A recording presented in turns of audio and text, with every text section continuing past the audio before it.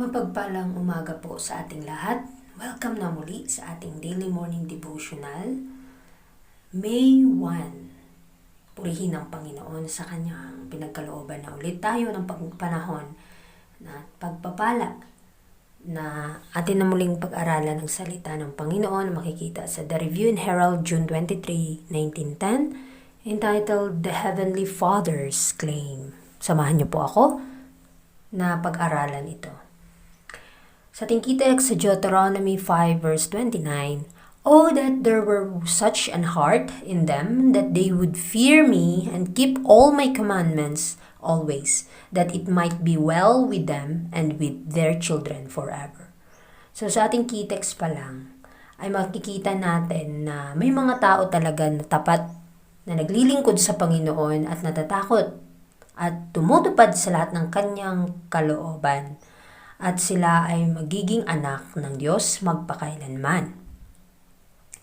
God stands toward His people in the relation of a father, and He has a father's claim to our faithful service. Consider the life of Christ, standing at the head of humanity, serving His Father. He is an example of what every son should and may be. Ang Panginoon ay meron siyang bayan na karelasyon niya sa Ama.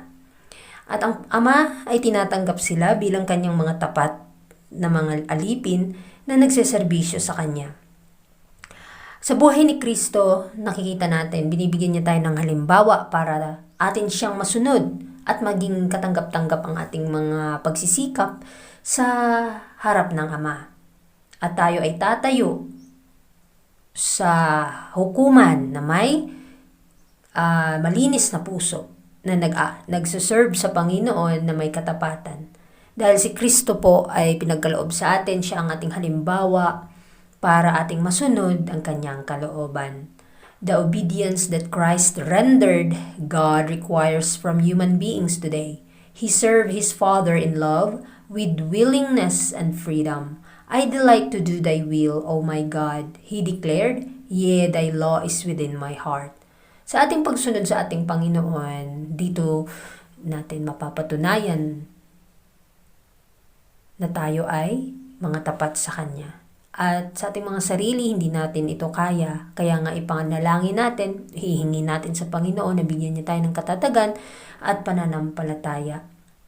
Dahil kapag willing tayong sumunod sa Kanya, dahil pinagkalooban niya tayo ng freedom na sundin siya, ang pag-ibig ng Ama ay pagkakaloob sa atin. At ang kanyang kalooban at ang kanyang kautusan ay iuukit ito sa ating mga puso at kailanman hindi ito mawawala. At ito pa'y ikakagalak natin na tayo ay susunod sa kanyang mga utos.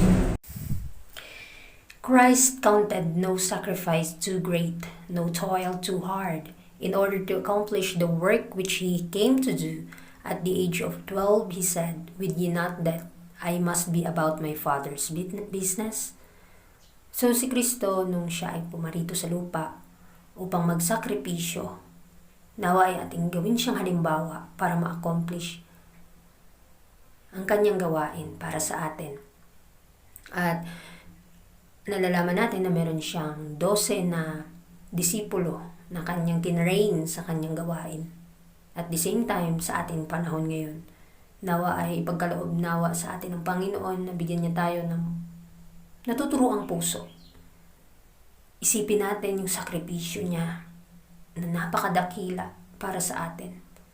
Upang ito yung ating panghahawakan para ma-accomplish natin yung mga bagay at gawain na binigay sa atin. He had heard the call and had taken up the work. "My meat," He said, "is to do the will of Him that sent me and to finish His work." So ito yung require sa atin ng Panginoon. Naririnig po natin ang kanyang tawag na gumawa sa kanyang bukiran. Ang ating mga pagkain ay, sabi ng Panginoon, ay yung mga tumutupad sa kanyang kalooban. Tumutupad sa kalooban ng Ama na siyang nagsugo sa Kanya para matapos ang kanyang gawain. Thus we are to serve God. He only serves who act up to the highest standard of obedience. All who would be sons and daughters of God must prove themselves co-workers with Christ and God and the heavenly angels. This is the test for every soul. Ito yung labanan natin ngayon na kapag tayo ay nagsuserve sa Panginoon, nawa ay maging tapat po tayo dito. At ang gusto niya lamang na tayo ay kumilos at sumunod sa highest standard na gusto ng Panginoon sa atin. At maging isa tayong mga anak na lalaki at babae ng Diyos. Patunayan natin sa ating mga sarili na tayo ay mga manggagawa na kasama ni Kristo at ng Diyos sa makalangit na mga anghel. Ito yung pagsasanay, ito yung pagsubok sa bawat isa. God's great object in the working out of His providences is to try men, to give them opportunity to develop character. Thus He proves whether they are obedient or disobedient to His commands. Good works to do not purchase the love of God, but they reveal that we possess that love. So ito yung dakilang gawain na pinagkaloob sa atin ng Panginoon. Nanawa ay subukan nating sumunod sa Kanya na may pusong may tapat. Ipagkaloob natin sa Kanya ang ating buhay para ma-develop ang ating mga karakter sa bawat opportunity na pinagkaloob sa atin. At ang mga pangyayari sa ating buhay ay hinuhubog lamang po ang ating karakter. At upang mapatunayan na tayo ba ay masunurin o hindi sa Kanyang mga kautusan. Ang mabuting paggawa ay hindi ito makakabayad sa pag-ibig ng Diyos sa atin. Ngunit kapag may pag-ibig tayong gumawa sa kalooban ng Panginoon, doon natin marireveal ang pag-ibig ng Diyos sa bawat isa. If we surrender the will to God, we shall not work in order to earn God's love. His love as a free gift will be received into the soul. And from love to Him, we shall delight to obey His commandments. So kapag inialay na natin ang ating kalooban sa Diyos, tayo ay makakagawa na sa mga gawain na pinagkaloob niya sa atin na may pag-ibig, dahil ito po yung pinaka-importante. Nagagawa tayo na may pananampalataya at pag-ibig sa Kanya, dahil ang Kanyang pag-ibig sa atin ay pinagkalooban na libre sa mga gustong tumanggap nito. At sa pag-ibig ng Ama, makikita natin na doon natin marirealize kung gaano kagalak sa ating mga puso na sumunod sa Kanyang kalooban. There are only two classes in the world today, and only two classes will be recognized in the judgment: those who violate God's law and those who obey it. Christ gives the test by which we prove our loyalty or disloyalty. If ye love me, He says, keep my commandments. He that hath my commandments and keepeth them, he it is that loveth me. Dito natin mapapatunayan na tayo'y umiibig sa Kanya kung tayo'y tumutupad sa Kanyang mga utos. At dalawang klase lamang ang mga tao na naninirahan dito sa mundo. Dalawang klase lamang ang magre-recognize sa darating na hukuman, yung mga taong sinusuway ang kalooban ng Diyos at ang mga taong sumusunod nito. Si Kristo ay nagbigay ng halimbawa, nagbigay ng pagsasanay na kung sino ang tapat o hindi tapat sa Kanya. Kung tayo ba sa ating mga sarili ay tapat sa ating Panginoon, kung mahal natin Siya, susundin natin Siya.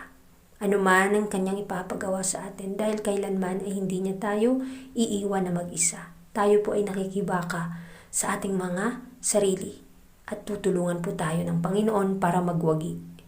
Kaya sa pag-aaral natin sa umagang ito, nawa ay bigyan Niya tayo ng kalakasan para makapanagumpay at maging katanggap-tanggap ang ating mga pagsisikap sa harap ng Ama sa langit. Ano man ang nakikita mong magagawa mong gawin mo na may katapatan upang na si Kristo yung pinaglilingkuran, hindi ang ating mga sarili. Dahil sa ating pag-iisip, sa ating mga puso, yun yung lumalabas sa ating mga bibig. At anumang espiritong kumokontrol dito, pagsikapan po natin na i-welcome palagi ang banal na espiritu upang hindi tayo magkasala sa every now and then sa ating buhay. Minsan nagigilty tayo sa mga bagay-bagay. Ngunit pinagkaloob yan ng Panginoon sa atin para ma-realize natin at ma-desire natin na ipasok siya sa ating mga puso at papasok siya dito at mananahan siya sa atin. Nawa sa ating pag-aaral sa umagang ito, bugkusan nawa ng Panginoon ang ating mga puso ng pagpapala at pag-ibig upang ito ang maihatid natin sa mga tao. Muli, maraming salamat sa inyong pakikinig and God bless.